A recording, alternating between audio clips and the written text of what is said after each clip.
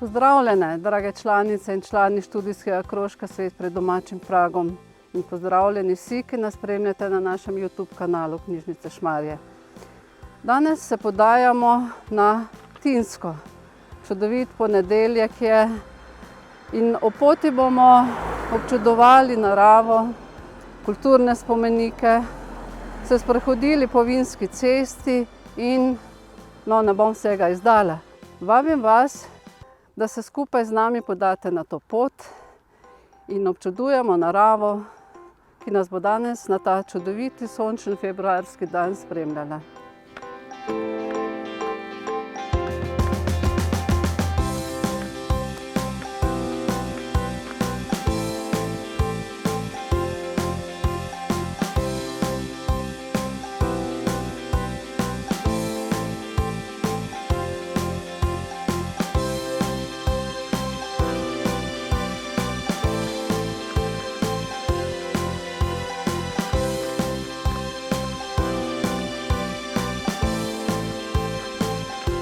Tako, prispeli smo na Rodeževo, po domače Sedovško domačijo, ki se razteza ob vznožju hriba Sedovec.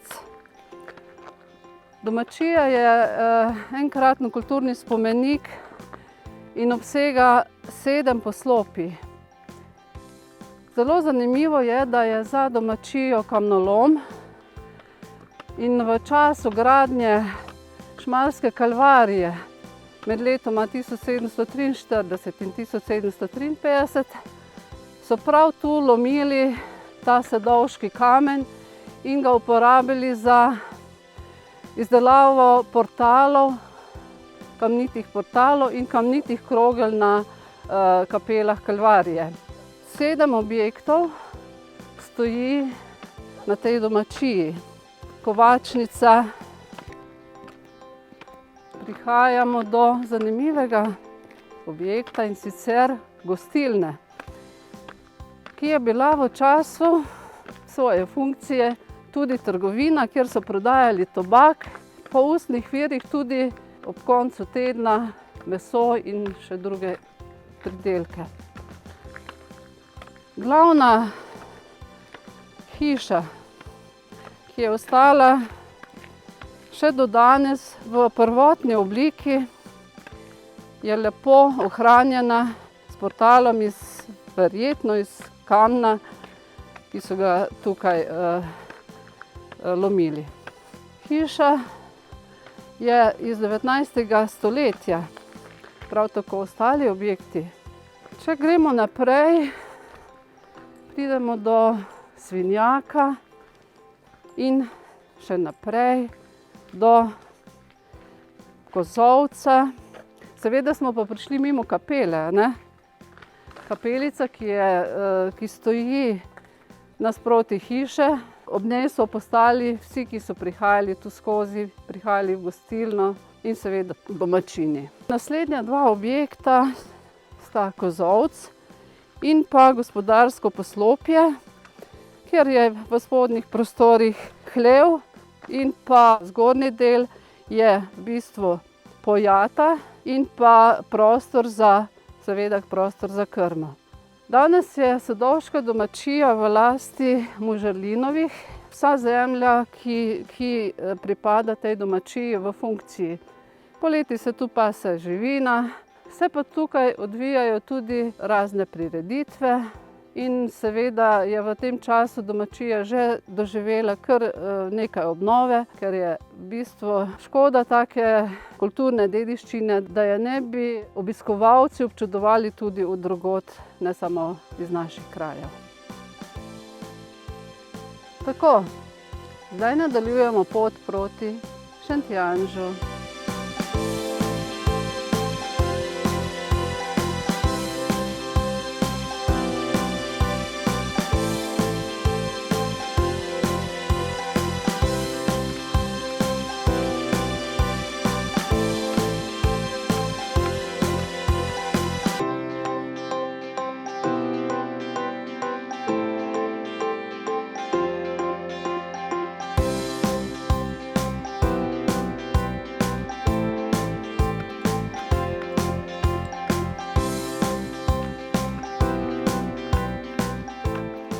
Tako, prispeli smo na Šentjanž in za mano je cerkev svetega Janeza. O zgodovini cerkve nam bo povedal Jože Čakš. Smo pred cerkvijo svetega Janeza Krstnika v Šentjanžu oziroma uradno v Orehovcem nad Zibikom. To je podružnična cerkev župnije Sveti Štefan. Zgrajena je bila v začetku 16. stoletja, točno se ne da datirati, vendar je kasneje doživela kar precej sprememb. Največja sprememba na celotni cerkvi je pa verjetno ta, da vidimo tale zvonik, ki je poševn, ki je nagnjen, tako da imamo tudi mi v Sloveniji svojo piso, ne samo Italijani. Zvonik je nagnjen skoraj da za dober meter in pa glede na to, da je preživel sedajle ta potres, se vidi, da je dokaj trden. Je pa cerkev zanimiva tudi zato, ker je edina tukaj v naši okolici, ki še ima tale pokopališki ali taborni zid, kot temu rečemo. In seveda za tem zidom je bilo nekoč pokopališče in pri izkopavanjih se seveda tudi najde še kaj iz teh pokopališč. Skratka, sveti Janez je imeniten kulturni spomenik, ki si ga bomo ogledali tudi od znotraj in je deloma vezan tudi na ustvarjalce, ki so delali na Šmarski Kalvariji.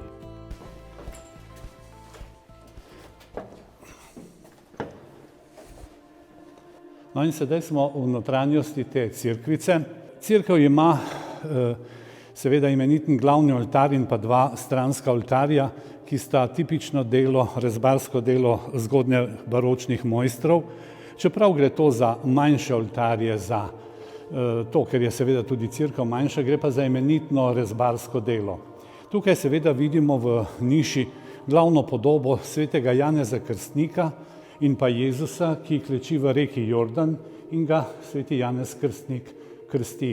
Seveda, to je glavna podoba in zato je tudi cerkev posvečena svetemu Janezu Krstniku. Seveda številni angelčki, puti, svetniki tudi okrašujejo celoten ta glavni oltar in tukaj so bila tudi nekdaj romarski dnevi v času praznika svetega Janeza Krstnika, to je 24. junija. No, ta del prezbiterija in pa glavne ladje ni poslikan. So pa zanimive poslikave v obeh stranskih kapelah.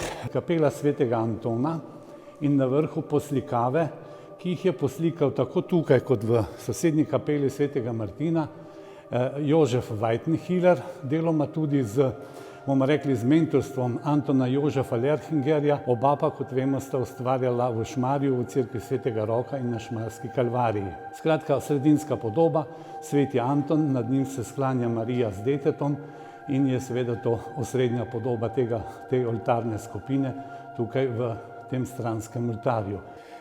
Sosednja južna kapela pa je posvečena svetemu Martinu. Znan prizor svetega Martina na konju in plašča, ki ga prereže in ga da revežu, da se z njim ogrne, in pa seveda tudi tukaj te poslikave na stropu. Verjetno je takrat potem zmanjkalo denarja, da bi se poslikala celotna cerkev, ali pa da so imeli dela tudi drugod, recimo v samem Šmarju ali pa še kje, in tako je ostal seveda glavna ladja neposlikana. Tudi pri zadnjih sondacijah so ugotovili, da ni bilo kaj posebnih poslikav v tej cerkvi.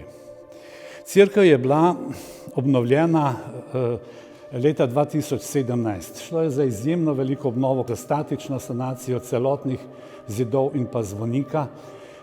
Zamenjana so tudi bila tla tukaj v tej cerkvi in pa vhodni del, tako da je sedaj cerkev v bistvu statično rešena in urejena. Cerkev predstavlja tudi v slovenski umetnostni zgodovini, kljub temu, da je podobnih podeželskih cerkva veliko, pomemben element tega obdobja. Tukaj pa seveda zasledimo gotske elemente, kot so vhodna vrata in pa tudi okna, in pa seveda baročni del, ki je tukaj.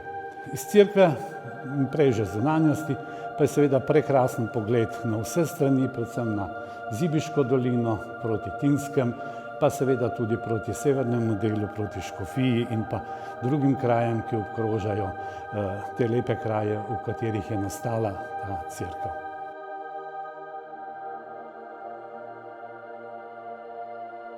Po tej zanimivi predstavitvi cerkve svetega Janeza in teh čudovitih pogledih na Zibiško dolino se bomo odpravili naprej na Tinsko.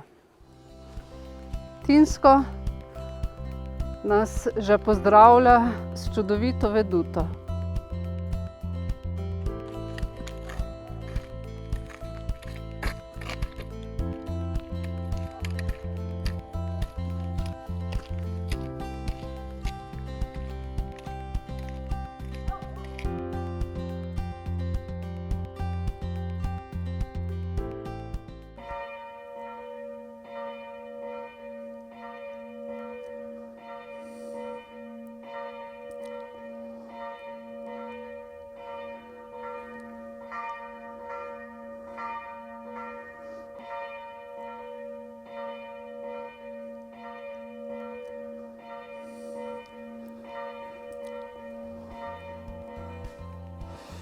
Smo na prostoru med obema cerkvama na Tinskem. Na tem Tinskem, ki je seveda svojo podobo, svojo vizualnostjo tako pomemben element v naši pokrajini tu naokoli, da ga je skoraj da težko spregledati. Namreč ti dve cerkvi, ki sta tukaj, predstavljata izjemno zanimivo harmonijo, tako stavbno, kot tudi arhitekturno, kot tudi pokrajinsko. Na tem hribu, ki je visok nekaj čez 400 metrov, sta nastali ti dve cerkvi, ki dajeta osnovno podobo temu pobočju. Skratka, Tinsko, ki spada v župnijo Zibika, in ti dve cerkvi seveda tudi, je pravzaprav najbolj poznano po teh dveh cerkvah in pa seveda tudi po svojih vinogradih in izvrstnem vinu, o čemer še bo kasneje tudi slišati. Ampak mi smo sedaj tukaj na tem prostoru, ki je posebej zaznamoval, kadar so sem ljudi, ki so sem prihajali na romanja, srečanja in kaj podobnega. Tukaj je najprej nastala že okoli leta 1400, je bila zgrajena cerkev, ta cerkev, ki je bila prvotno posvečena Sveti Mariji. Ta cerkev je manjša in je tudi zaradi tega, ker je manjša in je bilo tukaj veliko romarjev, sem je prihajalo vedno več ljudi in so zato zgradili potem še eno cerkev.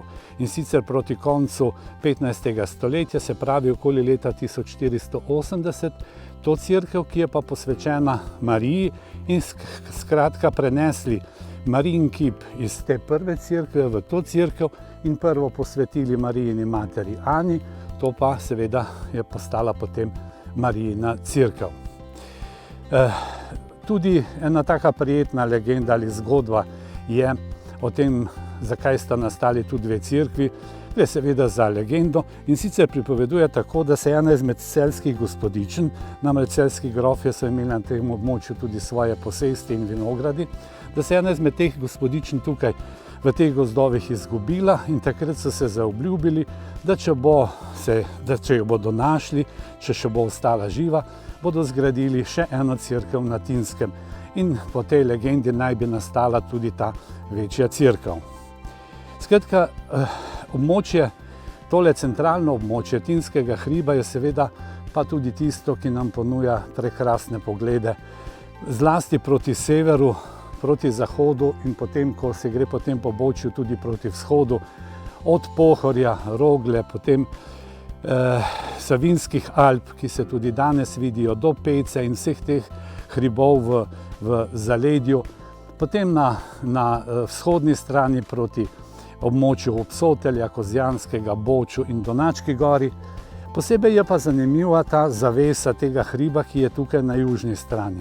Gre za rudnico, hrib Rudnica ali gora, lahko rečemo, ki seveda nekako zastira pogled naprej proti Kozjanskem, proti Olimiju, ki je nekje na oni strani. Še bolj pa, ko ozeleni rudnica, daje tisti poseben prelep čarobni pridih Tinskemu. Sedaj pa je prav, da si najprej pogledamo tole.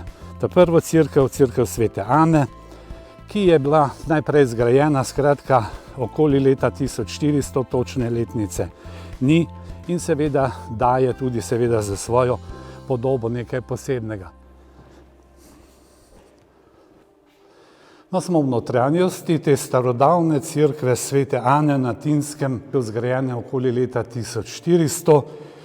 Da pa so bili takrat med graditelji te cerkve tudi celjske grofje, izpričuje njihov grb, ki ga vidimo na temle delu gotskega sklepnika, tukaj pri oltarju, in seveda to označuje, da so celjski grofje imeli tu svojo roko in tudi potem pri nastanku, čeprav tisto že malo manj verjetno, pri Marijini cerkvi. Glavni oltar, kot sem rekel, je posvečen sveti Ani. Oltar je po svoje dokaj skromen, če temu lahko tako rečemo, je pa vendar zelo slikovit z vsemi temi kipi, ki so. Najzanimivejša v tej cerkvi je pa prav gotovo tale poslikava, ki je tukaj na tej severni steni, in sicer Marijina smrt. Freska je prav iz začetka, ko je bila ta cerkev zgrajena, nastala okoli leta 1400. Vendar je ta osnovna podoba skoraj da popolnoma izginila, seveda namen oziroma upodobitev Marijine smrti je vse skozi ista, vendar je z raznimi preslikavami, z raznimi korekturami se ta osnovna poslikava nekako zgubila in danes je seveda tole, kar je, nekaj elementov je še od takrat, vse ostalo je pa od kasneje, ko so to fresko tudi marsikdaj, lahko rečemo, nestrokovno obnavljali domači slikarji, ki so seveda v dobri veri delali, da bi bilo lepo, da bi bilo urejeno. Vse ostalo v tej cerkvi je dokaj skromno, se gre za gotsko cerkev, gotske cerkve niso imele veliko opreme, da je gotska, pa poznamo po teh sklepnikih tega stropa in nam izpričuje takratno gradnjo ne samo te cerkve, ampak tudi vseh ostalih cerkva. Zdaj bomo pa stopili v spodnjo cerkev, v Marijino cerkev in si ogledali, kako je ta cerkev opremljena, kaj je v njej zanimivega.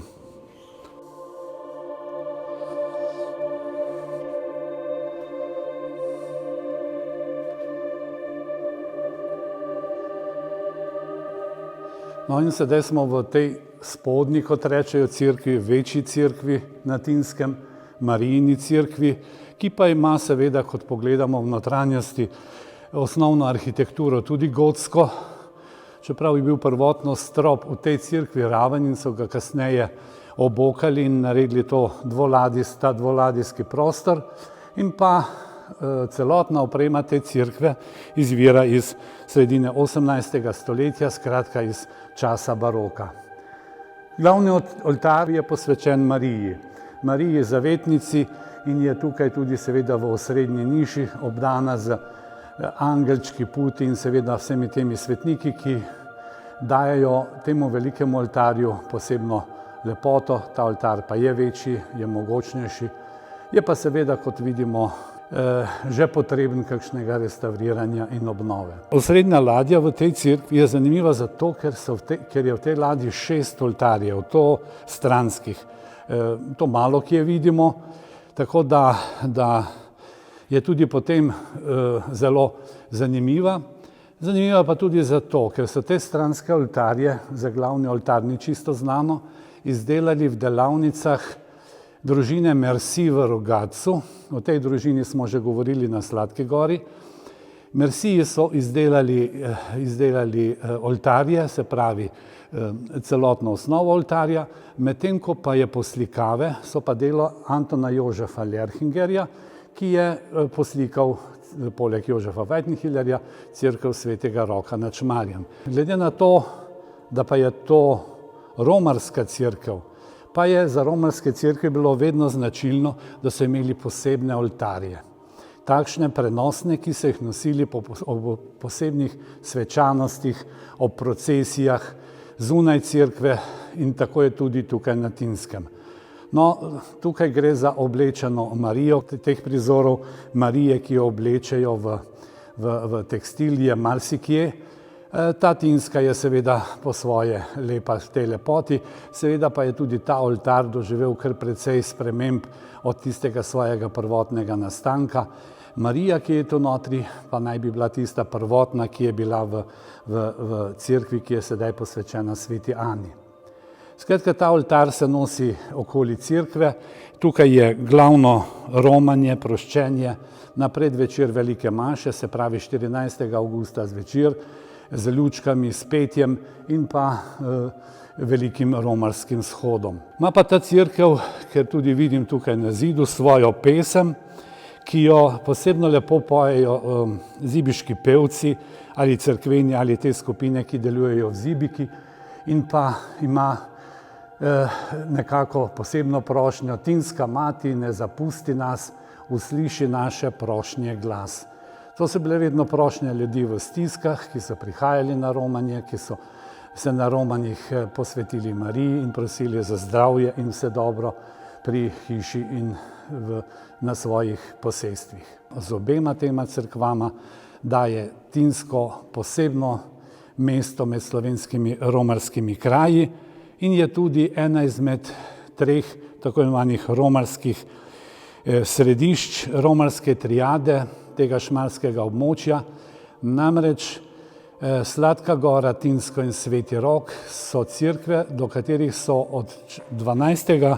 do 16. avgusta peš nekoč romarji, kar je posebno v tem ne samo slovenskem prostoru, ampak tudi širše, da so takšna tri velika romarska središča, romarske cerkve združile ljudi na takšni poti.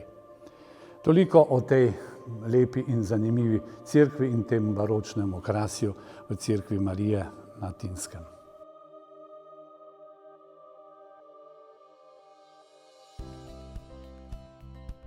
Smo pred hišo slikarja Janka Orača tukaj na Tinskem, čeprav je njegova prvotna domačija nekoliko nižje v Zibiki, živi pa sicer v Novem mestu, ampak tukaj na tem Tinskem si je ustvaril tale svoj dom, kamor rad prihaja. Smo pa tukaj tudi zato, da povemo, da je ta hiša, ta objekt, ta atelje pomemben tudi zato, ker je tukaj nastala leta 2006 prva slikarska kolonija Zibika Tinsko, katere idejni oče in pa tudi seveda glavni motor vsega tega dogajanja je bil Janko Orač, diplomirani slikar, grafik, poznan doma in tudi v tujini. In z slikarskimi kolonijami, ki so se tukaj odvijale na Tinskem, je širša slovenska javnost, tudi slikarji, zelo pomembni, najvidnejši slovenski slikarji spoznali to okolje, to prelepo tinsko okolico, se so v glavnem upodabljali pri tem svojem delu slikarske motive iz tega konca. Tako da je slikarska kolonija Zibika Tinsko, ki je 12 let živela tukaj, ustvarila ogromno tega v tem prostoru. Po koncu kolonije, ki je trajala 3 dni in je bila pospremljena tudi s kulturnimi dogodki, so se slike razstavile najprej tukaj na Tinskem in pa nato vsako leto v Šmarju v kulturnem domu. Sedaj, ko ni več te redne kolonije, pa še vedno obstaja slikarska dejavnost tukaj. 2 leti je že tukaj extempore Tinsko, ki je tudi pod vodstvom Janka Orača in slikarjev, ki sem prihajajo. No pa še ena pomembna likovna dejavnost se tukaj odvija. Likovna dejavnost mladih šolarjev, ki prihajajo sem in pridejo sem in jih Janko Orač ob tistem dnevu, ko so tukaj, upelje v likovno ustvarjalnost. Skratka, to sožitje tako imenovanega starega, ki smo ga prej gledali, starega 600 in še več let v teh cerkvah in pa tega sodobnega, prepleta ta tinski milje na tem hribu in pa seveda daje sporočilo, da čeprav so vsi ti kraji kar precej oddaljeni od velikih centrov, živijo neko svoje, neko dobro življenje, neko ustvarjalnost in seveda dajejo k podobi slovenske kulture, slovenski zgodovini, tako duhovni kot kulturni, izjemno pomemben pečat.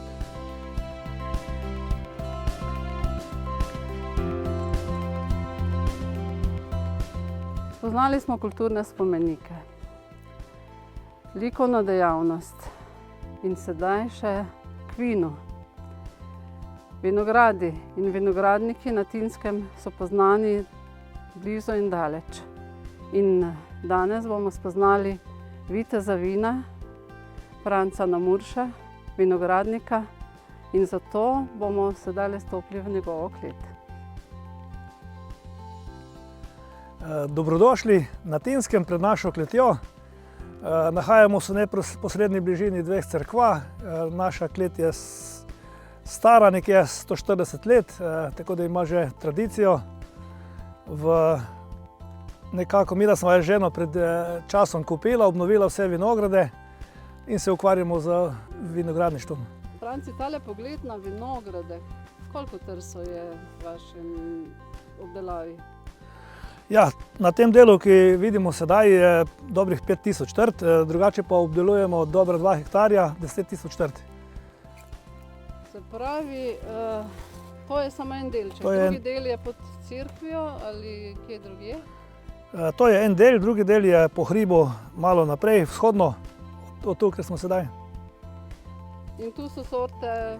Tu so v glavnem pozne sorte, laški riznik in renski riznik, na drugi lokaciji pa so rane sorte. Traminec, Chardonnay, sivi, pinot in sauvignon. Kaj pomeni tale tvoja obleka, tole okrasje na tvojih prsih? Prosim, razloži nam. To je pravzaprav uradna uniforma Evropskega reda vitezov vina. Se pravi, na sebi imam vse te atribute Evropskega reda, sem namreč pripadnik Evropskega reda vitezov vina. Kakšna vina pa bomo lahko poskusili iz teh tvojih sodov? Pridelujemo pravzaprav v glavnem bela vina in predlagam, da gremo kar naprej v klet pa nekaj od tega poskusimo.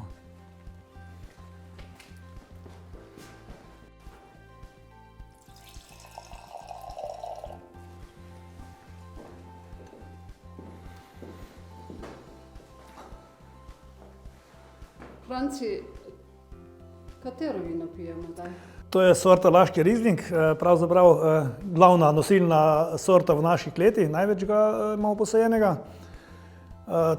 Laški rizling je bil tudi že pravzaprav županovo vino, na ocenjevanjih lokalnih in tudi druge je že prejel izredno lepe ocene. Nisi imel samo enkrat županovo vino je bilo večkrat. Ja, z naše kleti je bilo županovo vino 3-krat, različne sorte. Ja, na zdravje. Zdravje.